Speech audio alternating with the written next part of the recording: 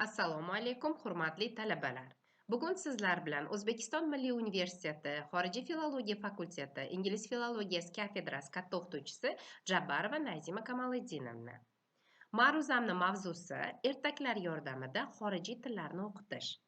Boшланғич sinflarda chet til o'qitish metodikasi 4-kurs fanidan bitta ma'ruza hisoblanadi. Xo'p, keling ma'ruzamni ingliz tilida olib borsam. Let me introduce my topic, then we will move to another parts of my lecture. My lecture is about fairy tales for teaching young learners.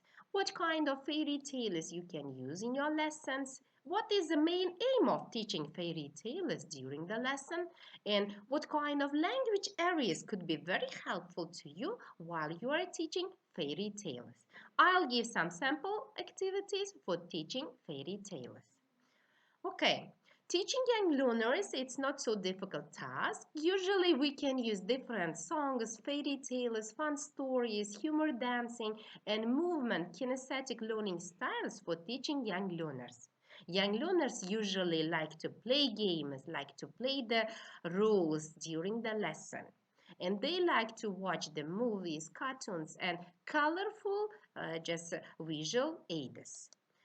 Aim of my lesson, how could you teach the young learners to the with the help of fairy tales? For the learners, usually you need to choose familiar fairy tale. Like Zumrat Qamati in Uzbek language, they should know about Cinderella.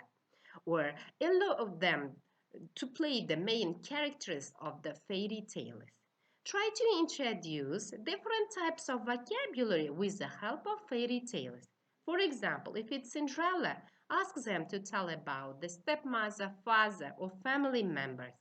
Or about clothes, if it's just Kuloyim or Zumrat Khammat.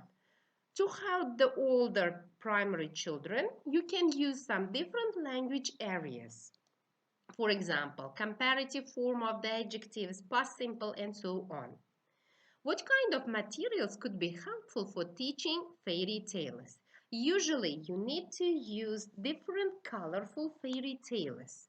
These fairy tales could be just easy to understand, and they should be colorful first of all, because they are young learners, they love this kind of books.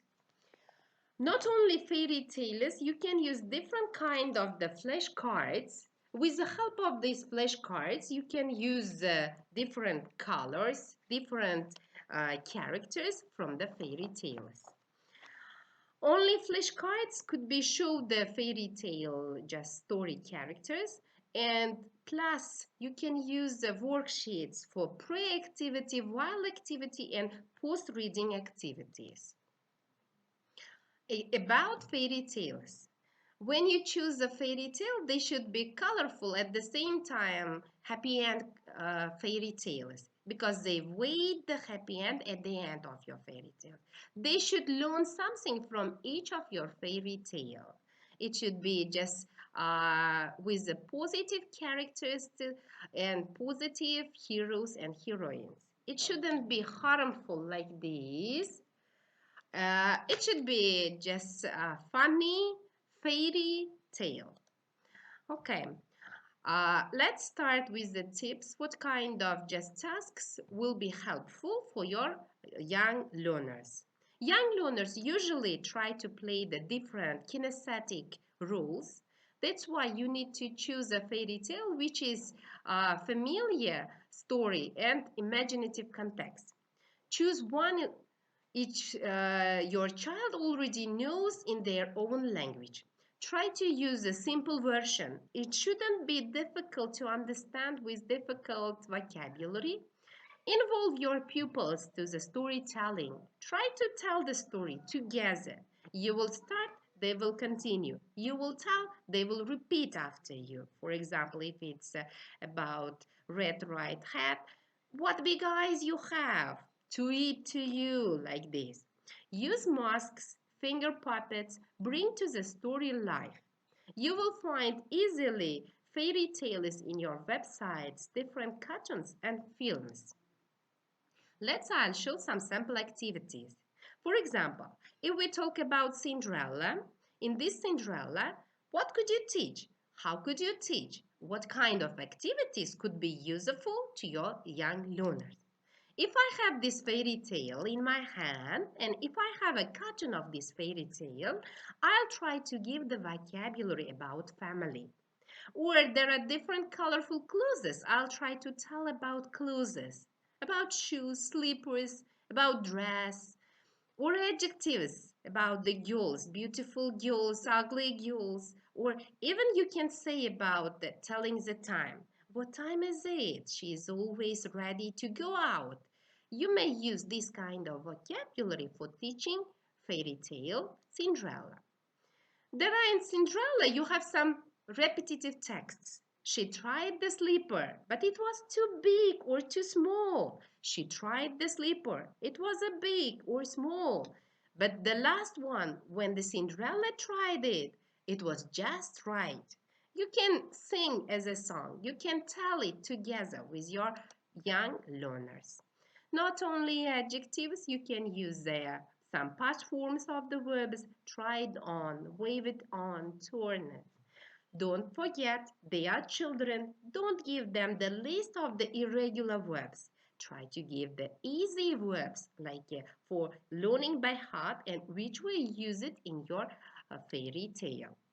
The next sample activity, it's just with the help of the Snow White. Okay, while you are giving the Snow White, again, you can give the adjectives, landscapes, because there are too many things just about buildings, and they can easily find the just adjectives. Big, beautiful building, or houses, furniture, everything is mass, or like this. Snow White. In Snow White, you can use again the adjectives like shy, happy, grumpy, or about the creatures, buildings, castle, tower, or small house, or inside the house. There are too many just furniture, cleaning the beds, kitchens, houseworks. This kind of vocabulary you may give beforehand, and they can easily understand while you are reading the Snow White. There is also some repetitive text we have, for example, mirror, mirror on the wall, who is prettiest of them all? This kind of repetitive text they know already. They know just the order of the words in their own language, and in the English language you will teach them. Next sample, Little Red Riding Hood. It's in Uzbek, we call it Qizil Shapkacha. It's also very famous among children, and they can easily listen and understand this fairy tale. First of all, you can use the animals in the forest, wolf or rabbit or food inside the box. You can just show it in real just life with real things. For example, you may take the basket and put the apples, cakes as a Red Riding Hood's mother. You can just prepare this basket. Landscapes, also senses and parts of body easily could be used in this kind of fairy tales. Try to show your body and say, do you have a big eyes? Do you have a big nose or ears? Try to tell it together with fairy tale. What a big eyes you have. They help me to see. What a big mouth you have. They help me to eat. Like this. They can understand without translation because they know this fairy tale very well. These are the sample activities and sample texts about the fairy tales. Now let's move to the just next part of the lesson. There are some links. You may easily enter to the Bridge Council links and easily find the huge number of fairy tales, cartoons, and different things. As a conclusion, I can say, try to use fairy tales because most of young learners are kinesthetic learners. They can learn from the mimes, gestures, and with the visual aids, and your voice also help them to understand your fairy tale. Try to use different fairy tales with happy end.